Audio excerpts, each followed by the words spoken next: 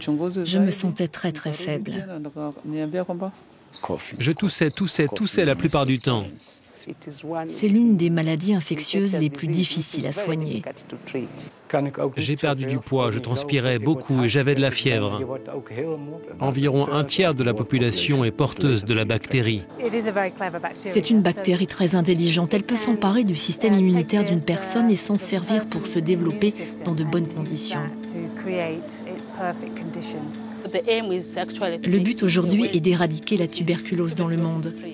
Ce sera long pour y parvenir, mais nous devons le faire.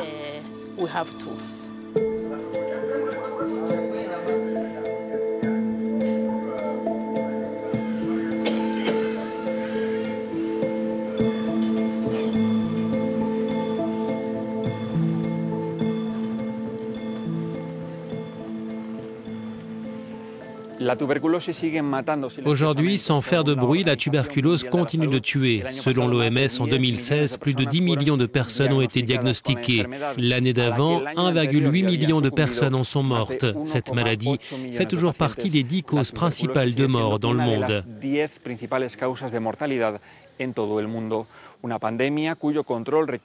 Pour contrôler cette pandémie, de nouveaux traitements sont nécessaires, plus courts et plus efficaces. Et c'est précisément le but de ce projet de recherche, dans lequel scientifiques africains et européens travaillent ensemble.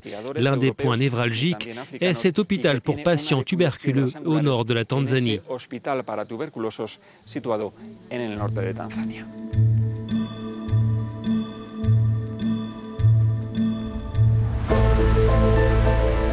70 patients sont contraints de vivre ici, parfois pendant de longs mois.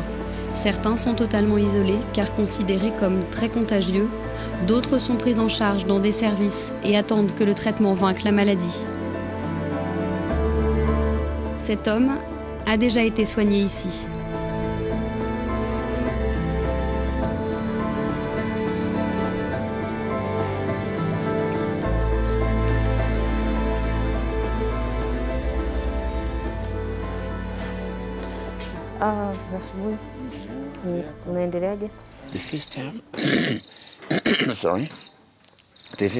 La première fois,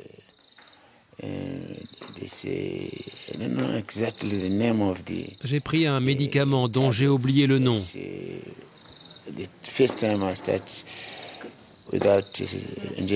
Mais la première fois, j'ai commencé sans piqûre. La deuxième fois, ils ont commencé à m'en faire. J'en ai eu 56. Chaque jour, chaque matin, j'avais une piqûre et des médicaments.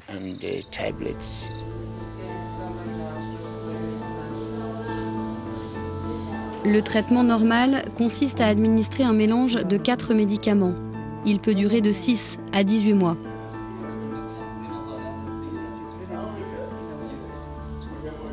Je suis à 800 km de ma maison et de mes 6 enfants, mais je ne peux pas les rejoindre. Je dois poursuivre mon traitement ici. Un traitement long ou mal suivi ouvre la voie à d'éventuels effets secondaires et l'apparition de tuberculose résistante aux antibiotiques. La charge pour le patient, mais aussi sa famille et le système de santé est lourde. La durée de traitement est très longue. Il existe bien sûr une prise en charge pour acheter les médicaments, mais le système ne soutient pas les patients. Nombre d'entre eux ne viennent pas dans les centres de soins et ne prennent pas leur traitement pendant 6 mois. C'est ce qui favorise le développement des bactéries résistantes aux antibiotiques.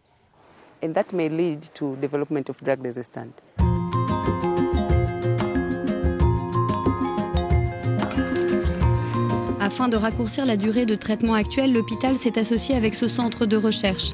Des essais cliniques ont été menés ici, dans le cadre d'un projet européen de recherche, le Panacea, développé sous l'égide du partenariat Europe, pays en développement pour les essais cliniques.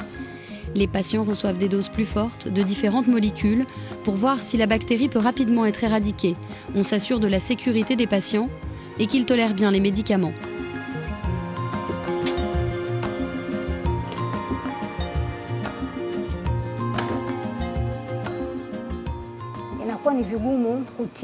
Nous déterminons d'abord si la bactérie est résistante aux antibiotiques ou si elle réagit.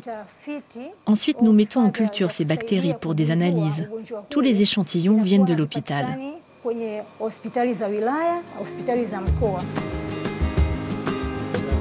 À ce jour, les essais cliniques ont montré que de tripler la dose de l'un des médicaments connus, la rifampicine, permettait d'accélérer l'éradication de la bactérie.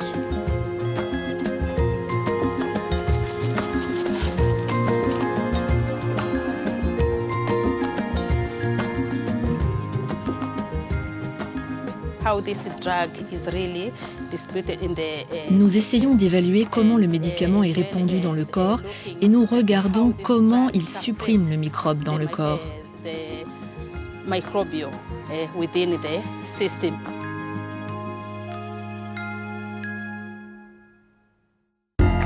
Le projet est coordonné depuis cet hôpital aux Pays-Bas.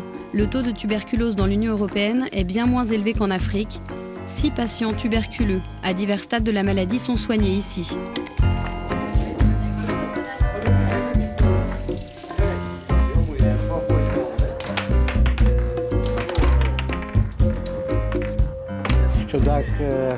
J'ai fait plusieurs tests et les médecins m'ont donné un traitement. Mais ensuite, j'ai eu un deuxième épisode de la maladie et ils ont dû augmenter la prescription. Le projet avance vers de nouveaux essais cliniques qui seront développés à l'aide de marqueurs microbiologiques de pointe et de graphiques, un enjeu de taille selon les chercheurs.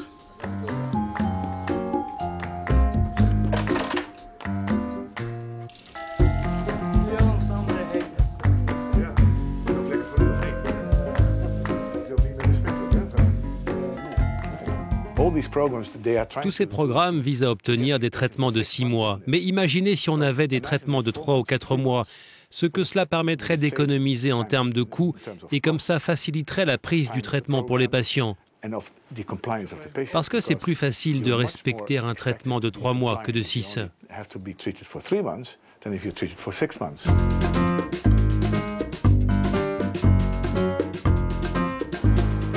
En se basant sur leurs compétences, les scientifiques espèrent maintenant impliquer 800 patients de 6 pays africains pour la deuxième phase du projet.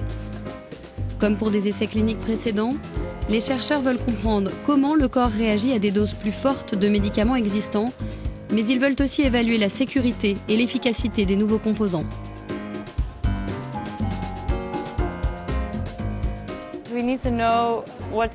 Nous avons besoin de connaître le taux actuel de médicaments qui entrent vraiment dans le sang. Et nous avons aussi besoin de connaître le taux de médicaments qui restent dans le sang. En mesurant un échantillon de sang, on peut mieux estimer ce qui se passe dans l'infection.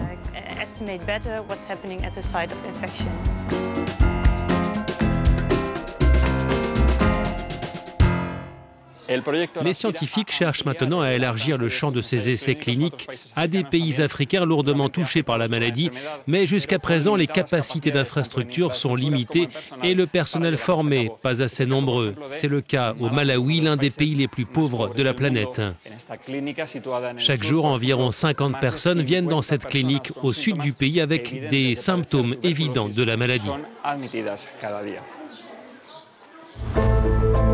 Comme partout en Afrique, le virus du sida est un facteur clé de risque ici.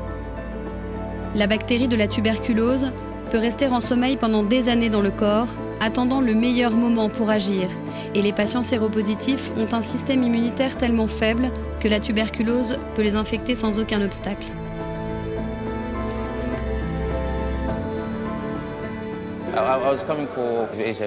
Je venais pour un traitement contre le VIH. Je ne l'ai pas pris pendant longtemps. Quand j'ai recommencé le traitement ici à la clinique, ils m'ont découvert des symptômes de tuberculose.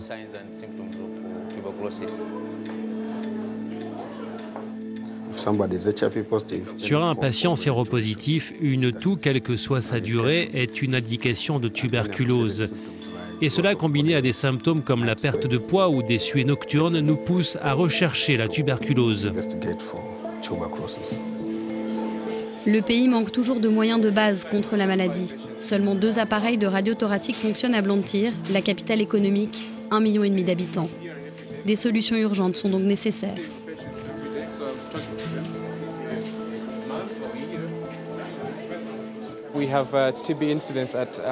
Au Malawi, nous avons environ 160 cas pour 100 000 personnes.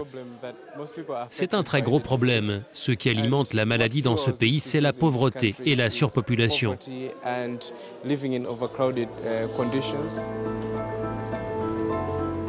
Avoir des capacités cliniques et un secteur de recherche plus performant serait la clé pour lutter contre ce fléau.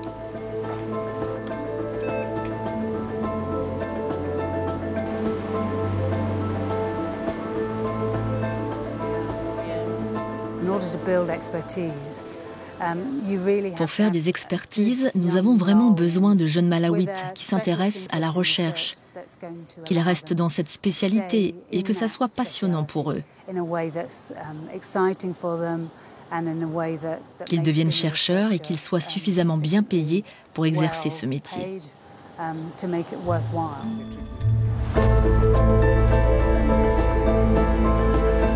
Et les patients, qu'attendent-ils de ces recherches ?